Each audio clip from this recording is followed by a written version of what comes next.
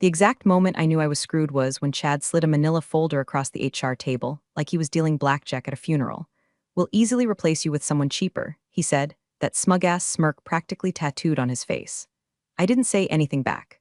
Not because I didn't want to, I had a whole buffet of sarcasm marinating on my tongue, but because my boss, Mark, was sitting beside him, blinking like a deer about to apologize to the headlights. I think he muttered something like, "It's not personal," but at that point I wasn't registering sound so much as static. White noise, rage with a dial tone. My ID badge was deactivated before I'd even zipped my coat. 10 years, 10 goddamn years, gone with one smug HR fart and a weak chin nod. They walked me out like I was radioactive. Chad didn't even have the decency to make it awkward, just handed me my cardboard box like a grocery clerk and turned back toward his office, already unwrapping whatever microwave crap he eats at 10 a.m. My box had the usual framed team photo from 2016, my custom caffeine molecule mug, a succulent I kept alive through 2 mergers and 1 divorce, and a flash drive I'd forgotten was even plugged into the back of my monitor. I held that one a little tighter. The lobby smelled like lemon Lysol and broken promises. I didn't cry, not there. My tears have a union rep and a non-compete clause, but I did pause outside, looking up at that concrete monolith of a building, and I thought Dan 7. Dan 7, the data center core, my data center. The one I designed from scratch when management slashed the budget and told me to be creative with security infrastructure. So I did. I built a biometric system so tight it made Fort Knox look like a Chuck E. Cheese. And because they didn't want to spend extra on multi-admin redundancy, I implemented a fail-safe keyed only to me. My handprint, my retina, my voice. I sent 3 emails suggesting they add another admin. Crickets. You know what's funny? I remember sitting on that idea for weeks, thinking what if they fire me someday? And I'd always chuckle, shake it off. Because I was loyal. Because I was safe. Because I was stupid.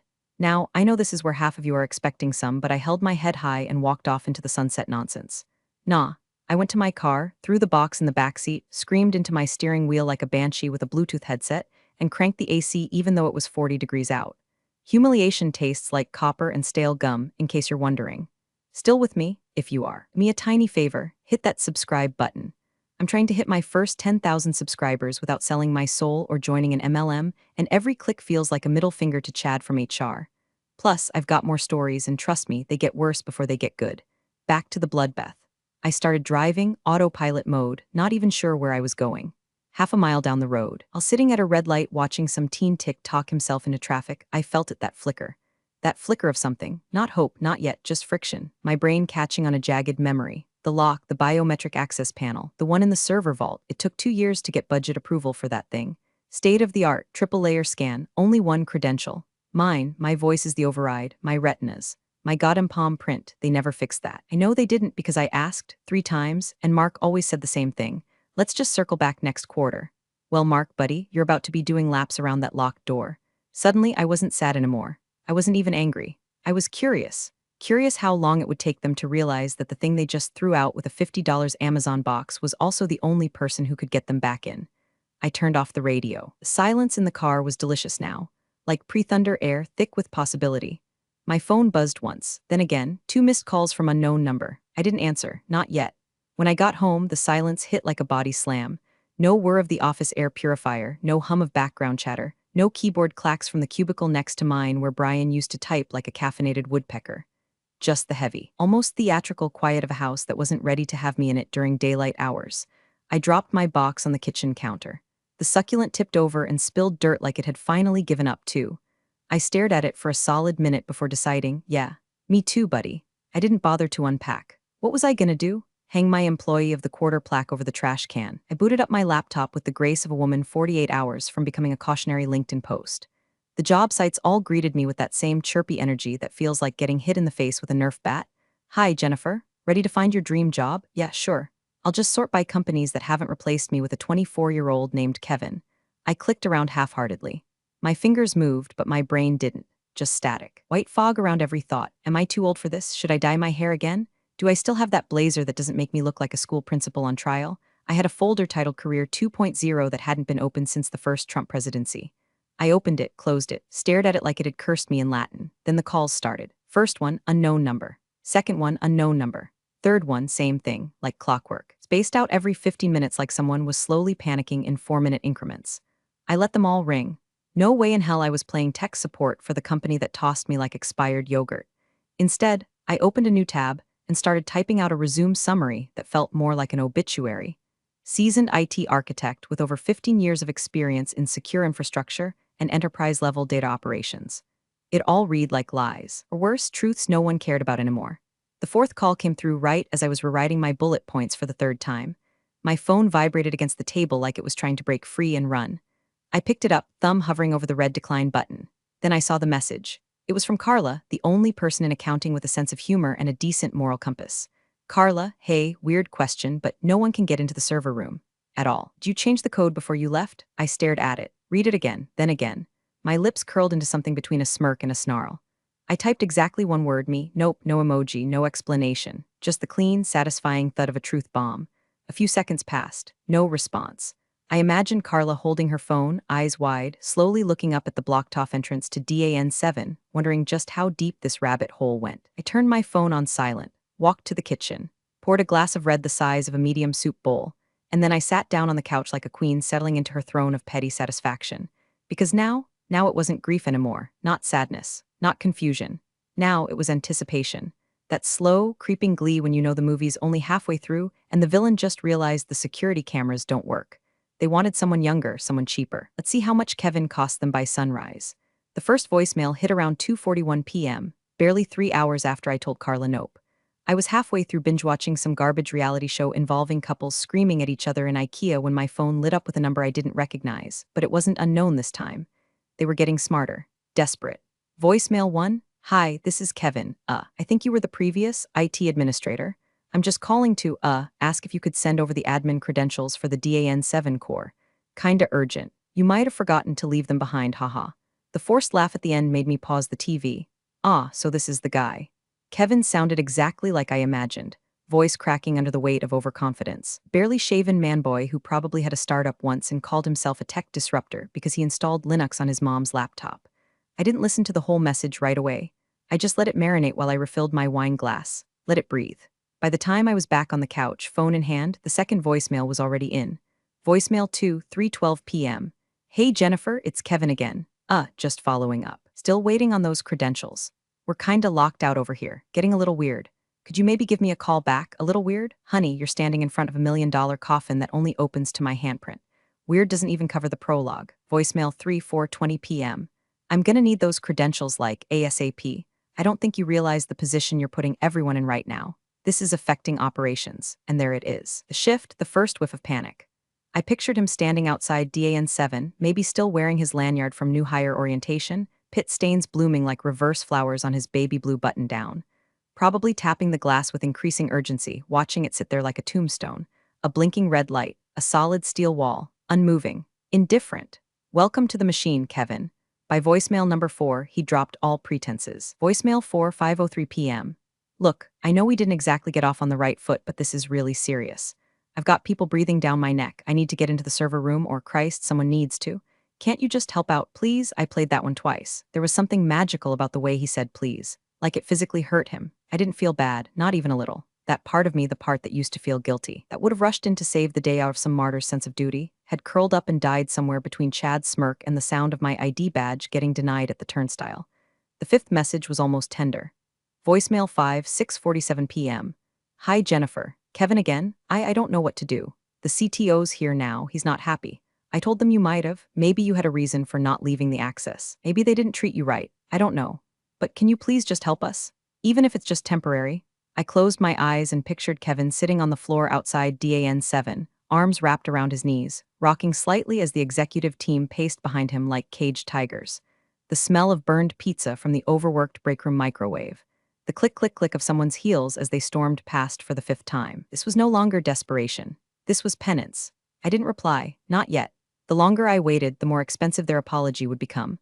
The call came at 7:34 p.m. Mark. Name lit up my screen like a mosquito in a bug zapper, glowing, twitching, doomed. I hadn't heard from him directly since That's Not Personal Symphony back in the HR room, where he sat like a sad ventriloquist dummy while Chad pulled the strings and shredded my career. Seeing his name now, I didn't feel dread. I felt a cold, precise interest, like watching a slow-motion car crash from inside an air-conditioned diner. I didn't answer, let it ring out. 15 minutes later, another call, same name, this time I picked up. Jennifer, hey, glad I caught you, Mark said, too cheerful, too fast, that tone he used in meetings when trying to pivot out of admitting he forgot the agenda. I replied, just that. Let him dangle. Listen, I just wanted to check in. You know, no hard feelings, right? I always thought you were a valuable part of the team. I didn't say anything. Silence stretched so long I could hear the faint hum of air conditioning on his end. Maybe he was still in the building. Maybe outside DAN7, pacing like an overcaffeinated lab rat. So anyway, he continued, already sweating through his own fake friendliness. We seem to be running into a small hiccup here. Nothing major, of course, but Kevin's had a little trouble accessing the core system. Apparently some of your procedures weren't documented. Hiccup, cute word for catastrophic infrastructure lockdown. You mean DAN7? I asked, still calm. A pause, just a beat too long. Right, yeah, Dan7. We're just hoping you could, step in, be the bigger person, maybe help us resolve it quickly and professionally. There's really no need to escalate this. Ah, there it was, the pivot. Buddy to corporate passive aggression in under 30 seconds. A record even for him. Jennifer, he added, more slowly now, you do realize you still have professional obligations. Legal ones. Withholding critical access credentials could be seen as sabotage. We'd really hate for this to go down that road. I let him stew in his little legal fantasy for a moment. Then I took a slow sip of wine and said, Mark, do you remember the Q3 security audit I sent you? Silence, not even breathing. The one where I explained the single point of failure risk with the biometric lock system. The one where I recommended adding a redundant administrator, just in case I was hit by a bus or, I don't know, terminated without warning. I could almost hear his Adam's apple panic swallow. The one, I continued, voice still silk, signed off on ignoring because it would have cost the company $800 for a secondary license. The same $800 that could have prevented all of this? Mark finally inhaled, sharp and shallow, like a man realizing he'd walked into a lion's den with pork chops taped to his thighs. I didn't wait for his excuse. I didn't need it. I tapped the red button and ended the call. The silence afterward felt like a standing ovation. I leaned back on my couch, the fading buzz of adrenaline humming behind my ribs. Not rage this time, not sorrow, but something clean, electric, and satisfying. Power, real power, not granted, not requested, claimed. The group chat was still called Control-Alt-Delinquents. We'd started it during the pandemic when Zoom meetings made everyone lose grip on time, sanity, and the will to pretend Mark wasn't useless. It had gone dormant the past few months, promotions, resignations, 2 coworkers' slow slide into quiet quitting. But now it lit up like Christmas in a meth lab. I posted first. Jennifer, so, anyone sleeping in the server hallway tonight or just Kevin? 3 seconds, then a rapid-fire explosion of messages. Raj, Sis Ops, face Jess Facilities, girl, it's a zoo over here. Tina accounting, they ordered 16 pizzas to the 4th floor. 4. And all the execs are in the hallway like it's burning. Raj, Kevin tried to socially engineer the lock. Told the scanner he was Jennifer with deepfake AI voice mod tech. Lock didn't even blink. Jess, Chad tried to get him by yelling executive override like it was Star Trek. Door said no. Tina, losses are hitting 2.3 M an hour per finance. They pulled 2 entire teams off-site just to troubleshoot the human element. Codename, Operation Oh Shit. I read each message slowly, sipping red like I was watching Game of Thrones, but the dragons had MBAs, and the White Walkers worked in middle management. Kevin, it seemed, had spent the better part of his night pacing outside the DAN7 core like a kid locked out of his own birthday party. Someone had brought him a folding chair. Someone else, probably Chad, blamed the cleaning crew. Mark, according to Raj, had spent most of the afternoon in the break room pretending to coordinate with legal while stress-eating trail mix like it was his last meal on Earth. Then came the photo. Jess sent it. Grainy, slightly tilted, probably snapped on the sly. 10 executives, real adults in tailored suits, slumped along the tiled corridor outside the data center, backs against the wall, phones dead or dying, shoes off, ties loosened, eating cold pepperoni pizza off paper plates like they were extras in some post-apocalyptic Office Depot remake. Jess, they've been here since 10 a.m. They're gonna try external consultants tomorrow. Kevin's eyes are twitching. I stared at the photo for a long moment, not in awe, not even in joy. It was deeper than that, something between satisfaction and strategy. This wasn't just funny anymore. This was leverage. They weren't calling me because they couldn't fix it. They were calling me because they never planned for the possibility that I might walk. I had been a fixed part of the background to them like office wallpaper. Reliable, predictable, permanent, and now they were sleeping on tile floors and bleeding millions. The power had shifted, so I started planning. Not revenge. That was already underway. Terms. Real ones, expensive ones, public ones. If they wanted access, they weren't just going to beg. They were going to pay. Not just with money, but with humiliation, submission, acknowledgement. Because if I'd been invisible to them before, they were about to learn exactly what it cost to ignore the woman who held the keys to their kingdom. They brought in the cavalry at 8:12 a.m. sharp. Raj messaged first. Raj, oh my god, Jennifer, they brought in the suits, the black badge boys, external ops. I think they're from Argonne Tech. One dude has a goatee and fingerless gloves. That set the tone. Put my coffee down and refreshed the chat like a stockbroker during a crash. Jess, there's a guy with a literal briefcase, not a laptop bag, a briefcase. They've got toolkits, heat sensors like Mission Impossible shit. Tina, one of them just asked if the server room door listens for acoustic anomalies. What does that even mean? I already knew what was coming. I'd built it that way. Because while Chad and Mark were busy cutting costs and playing motivational PowerPoints, I was spending my evenings imagining exactly this scenario. Some contractor team with overpriced tools and an inflated sense of self-worth thinking they could outsmart a paranoid middle-aged woman with a grudge and a decade of sysadmin fatigue. They never asked how the door worked, only how to get through it. What they didn't know was that DAN7 primary lock system wasn't just biometric. It was temperamental. Custom firmware, encrypted handshake protocol. And my favorite part, a tamper detection trigger hardwired into the voltage regulator behind the primary scan panel. Translation, if you try to force your way in with anything more aggressive than a cotton swab, the door gets pissed. Which is exactly what happened. At 9:31 a.m., I got the update. Raj, oh my god, they drilled it. Jess, I heard a pop, like a spark. And then the lights on the panel just died. Tina, Kevin just threw up in the hallway. The failsafe I built wasn't flashy. It didn't detonate or fry the building's grid or send up smoke like a Bond villain's lair. It was subtle, focused, effective.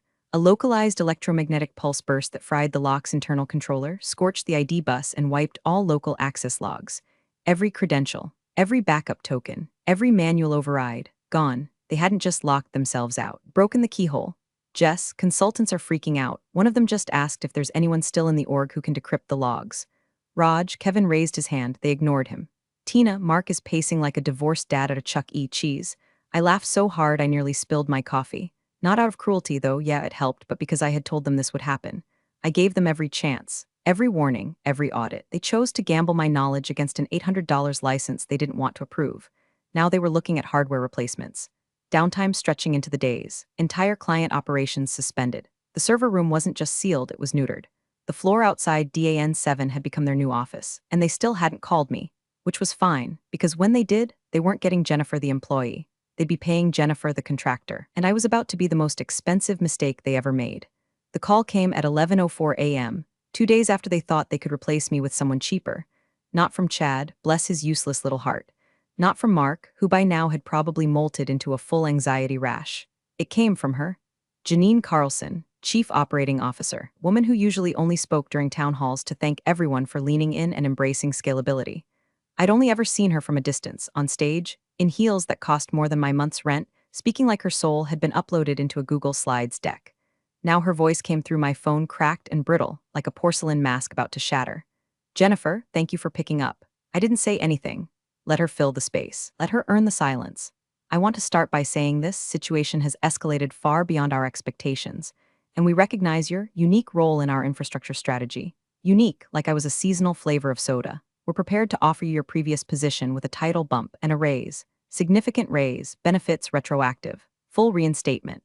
Her voice cracked ever so slightly on the word significant. Could almost hear the blood pressure in her temples pulsing like a metronome of regret. I swirled the tea in my mug. Let her drown a little longer. Also, she added, we're prepared to issue a public acknowledgement of your contributions to the DAN7 architecture. Internal memo. Company-wide, there it was. The closest thing to a corporate I'm sorry she could legally cough out. I waited until the silence was long enough to feel personal. Then I spoke.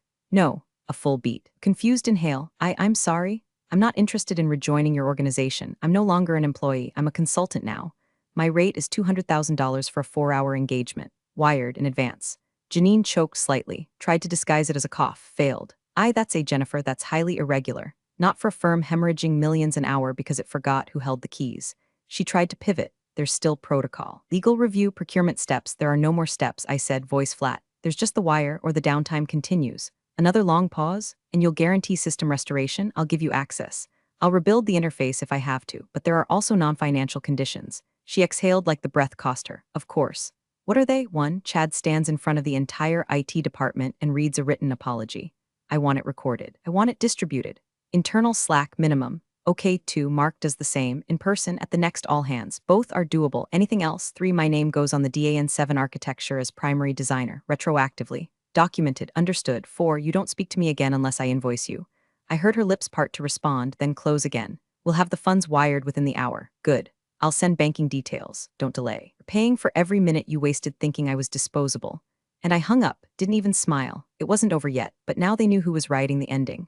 I showed up at 9 o'clock a.m. sharp, not out of politeness, out of pure theatrical timing. The wire had cleared, $200,000 for 4 hours. I made more in a morning than I had in my last 11 months combined. The receptionist, new girl, probably just out of college, looked up like she'd seen a ghost wearing last season's blazer. Her fingers hovered over the desk phone like she was torn between calling security or taking notes. I didn't stop. I walked past her, heels echoing across the tile like war drums in a marble cathedral, past the cubicles full of wide eyes and half-sipped coffee mugs. The whisper network lit up in real time. Heads swiveled, backs straightened. Someone actually stood up and clapped before a manager barked them down. I kept walking, straight through the glass doors of the executive wing, and there they were, the rogues gallery. Chad, pale, sweaty eyes like a stunned possum in an overhead projector. Mark, sitting, which was already a bad start, visibly trembling, one foot bouncing like it was trying to flee the room without him. Janine, the coup, standing by the corner window, arms crossed, trying to look composed and failing miserably.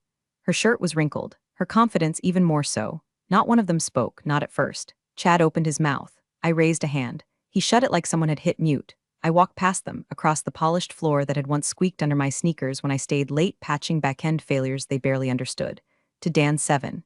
The consultant's gear was still scattered around like forensic debris at a crime scene. Scorch marks laced the panel like spider veins. The wall smelled faintly of ozone and desperation. They hadn't found the second panel. Of course not. It was hidden behind a thermal false front I'd built during a weekend they never paid me for. I knelt, pressed my palm to the cold, smooth casing and slid the shield aside. There it was, my insurance policy.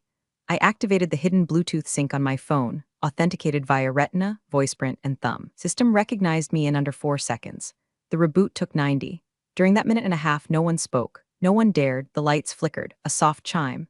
The status bar crawled across the screen. Then click, a beautiful mechanical sigh, the sound of redemption. The massive steel door to DAN 7 unlocked and slowly, gracefully swung open.